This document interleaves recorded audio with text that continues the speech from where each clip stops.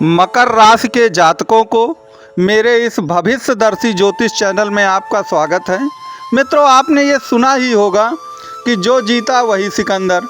अगर आप अंत में जीत जाते हैं तो आप ही सिकंदर कहलाएंगे, भले ही पहले आपने दर दर की ठोकरें खाई हो। तो याद रखिए, आप मकर राशि के हैं। सन की 7.5 के कारण आपने चाहे जितनी डर डर की ठोकरें खाई हों, लेकिन अब आप टॉपर और सिकंदर ही कहलाएंगे, क्योंकि शनि अब आपके कुंभ राशि में विराजमान हो गए हैं।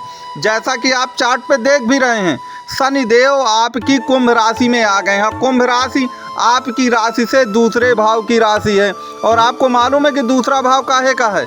आप YouTube पे सुनते होंगे कि ये तो धन का स्थान है, इससे तो धन मिलता है, इससे तो धन आता है, लेकिन नहीं, यहाँ पर भी पेंच है।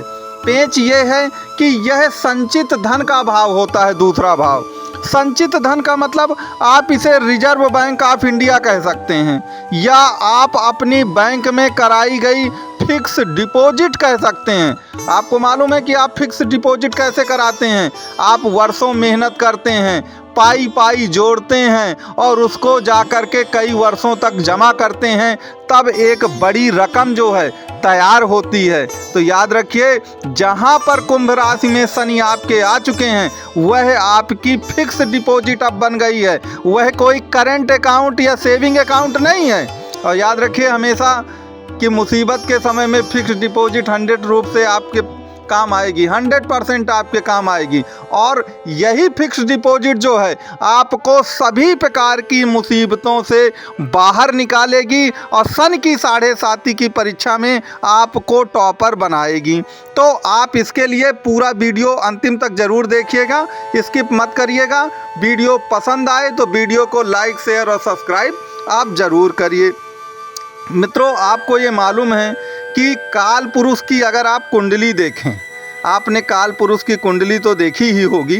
तो काल पुरुष की कुंडली में जो कुंभ राशि है वो 11वें भाव की राशि है। तो और आपको ये मालूम है कि 11वां भाव इनकम से जुड़ा है, और इनकम के साथ साथ वह आपके सामाजिक संबंधों से भी जुड़ा होता है।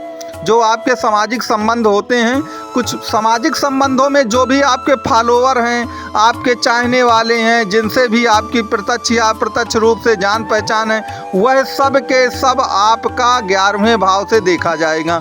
और 11वां भाव इनकम का भी भाव है। अब यहीं पर समझिएगा पूरा संबंध क्या है। और शनिदेव क्या हैं?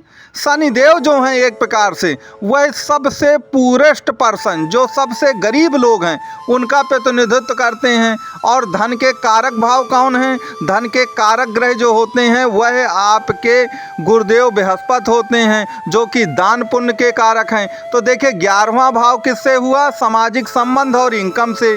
तो सामाजिक संबंधों की वजह से जो आपको इनकम हुई है, अब उस इनकम को क्या करना है?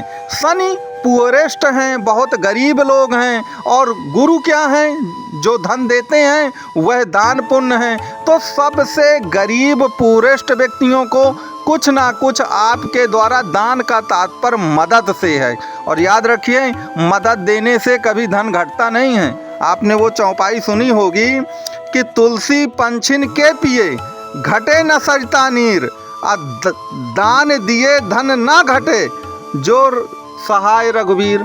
तो कहने का तात्पर्य यह है कि पंछी अगर कुछ जल पी भी जाते हैं तो उससे कोई जल थोड़ी घट जाना है। तो यह चीज़ आपको अवश्य करनी चाहिए। और यहाँ पर एक बात और याद रखें कि द्वितीय भाव पर शनि है, और द्वितीय भाव जो धन का भाव आप कहते हैं, जिसे कि मैंने और ज़्यादा विश्लेषित करके बताया कि आपका ये फिक्स डिपॉजिट का भाव है। ये याद रखिएगा, ये कुटुंबियों का भी भाव है।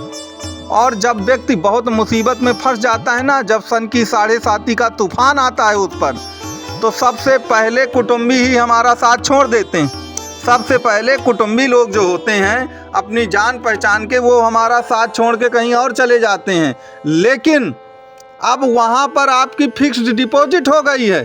तो जो लोग आपको बहुत हे दृष्टि से देखते थे, उनको लगता था कि यह व्यक्ति तो जीवन में अब आगे बढ़ ही नहीं पाएगा। सन की 7.5 ने इसे वो धक्का मारा है कि यह जीवन में इतने पीछे चला गया है कि अब आगे कभी नहीं बढ़ पाएगा। लेकिन आप ये दिखा देंगे अब कि आप ही टॉपर हैं, और टॉपर टॉपर ही होता है। भले ही वो कुछ दिनों के लिए पीछे चला गया, इससे कोई फर्क नहीं पड़ता है। आप टॉपर हैं और टॉपर ही आप रहेंगे कुल मिला के। तो कुल मिलाकर के जब धन की बरसात होने लगती है तो जो अपने बिल्कुल पराये बन गए थे ना, वह भी अपने हो जाते हैं। इस चीज़ को आप याद रखिएगा।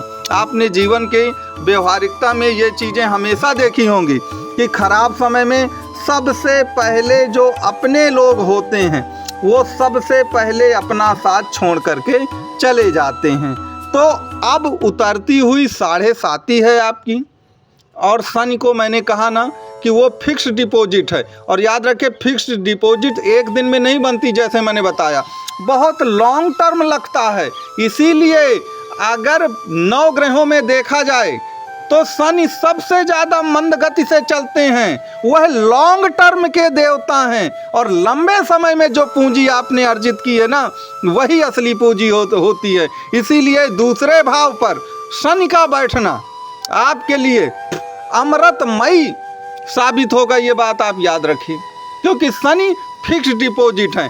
तो यहाँ पर हम उसको अगर धन के रूप में बताएं, और चूंकि यह धन है जो अब उसका सीधा सा अर्थ आप समझिए कि उतरती हुई 7.5 जो है वो तो है ही, उसको तो आप छोड़ ही दीजिए। सबसे मेन कॉन्सेप्ट जो है आपके लिए कि उतरती हुई 7.5 के साथ ही साथ यह आपके फिक्स्ड डिपॉजिट का स्थान है, जो आपने बड़ी मेहनत से, बड़े कठोर परिश्रम से, अथाह मुसीबतों को झेलते हुए, त्याग करते हुए जो हासिल किया है ना, वहाँ पर जब शनिदेव बैठते हैं ना, तो शनिदेव ने भी जीवन में इतनी ही अथाह तपस्या की है, इतनी ही मुसीबतें झेली हैं।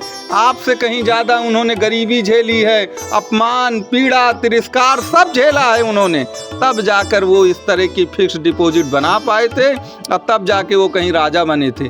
तो इसीलिए उतरती हुई 7.5 नहीं बल्कि द्वितीय भाव पर जब शनिदेव आ जाते हैं तो याद रखिए वह व्यक्ति का बेड़ा पार कर देते हैं। तो आपका जो बेड़ा पार है वह अब 100% हो रहा है और इस 7.5 के एग्जाम में आप पूरी तरह से पास हो करके निकले हैं।